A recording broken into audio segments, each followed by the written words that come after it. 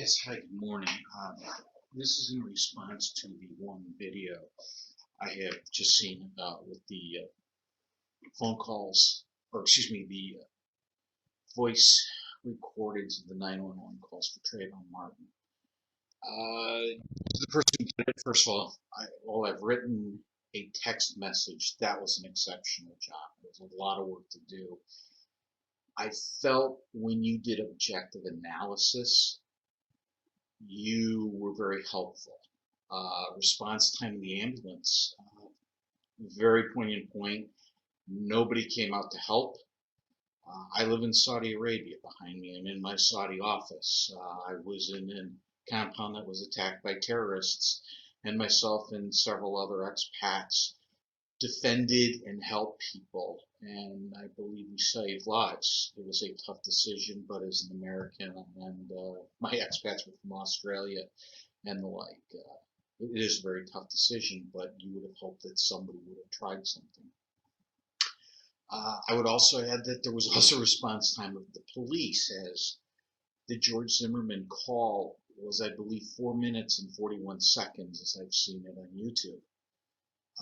Given there was that time and the time that it took him to finally run into, Mr. Martin, and no police had shown up. Again, I don't know the area, but you would hope for, even though it was a non-emergency call, that they would have arrived sooner. Having said that, I do find that your observations from what was presented, and maybe now that we've seen some of the testimony, the availability of listening to the testimony of his girlfriend, the testimony of some of the eyewitnesses, I have to say that I cannot come to the conclusions you do. In fact, your statement of what Mr. Zimmerman is in fact the same thing you're accusing him of being, as when he sees a teenage African American walking around his neighborhood, that he is immediately guilty.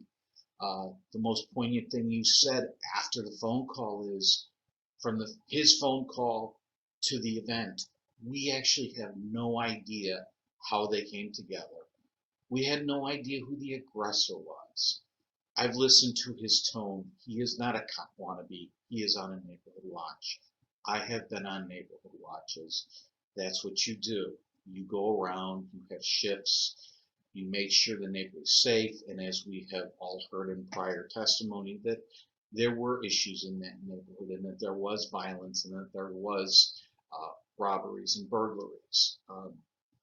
So he was just doing, given the response time of maybe the police, what he needed to do to try and protect not only himself, but his neighbors. I personally heard a guy who was afraid, not a gun-happy person, even though he was carrying a gun, which you agree with, that people should be armed. So again, I can't come to your conclusions. Also, what I found a bit interesting was that the policeman actually egged him on to get out of the car to see where he had run to. And while the media says the policeman said, "No, get back in your car," that is not what he said. The quote was, "We do not need you to do that." He did not follow up afterwards saying, "Mr. Zimmerman, are you heading back to your car? Mr. Zimmerman, are you waiting for the patrol cars? Mr. Zimmerman, please do not engage this person." That's how the media portrayed it. That is not what happened. So I have to make my judgment that he was just outside. He was not stalking. He was watching his neighborhood. From the time that he went from his car to the engagement, and from the testimony of Mr. Martin's girlfriend, rest in peace, Mr. Martin, I think the term that she used, he says there's some weird ass cracker, quote unquote, following me.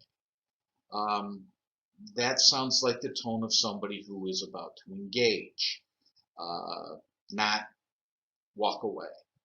So you then go from not knowing to an altercation.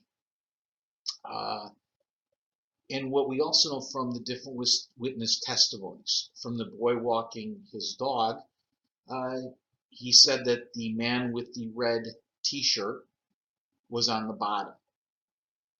Uh, from my understanding, Mr. Zimmerman had a red T-shirt, and Trayvon Martin had a hoodie on. Number two, though, is from one of your calls that you included.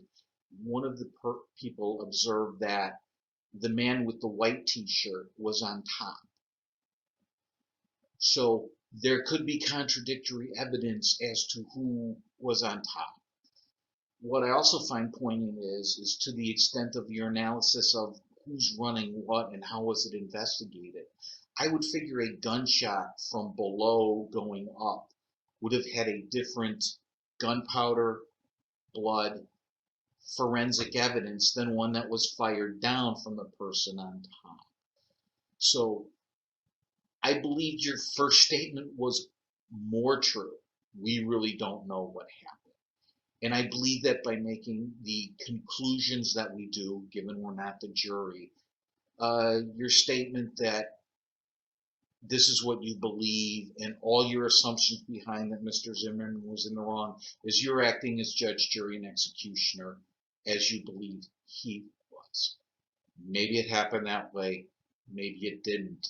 Uh, from what we've heard with jury BA37 on the CNN interview, perhaps Mr. Zimmerman's account is what she believed happened. Uh, and it's so hard to tell. So I just ask you, I appreciated more of your objective work. I would have looked at you to make both arguments, uh, because by doing what you're in fact doing, assuming that he was wrong, has in fact done the same thing that he did. Thanks for listening.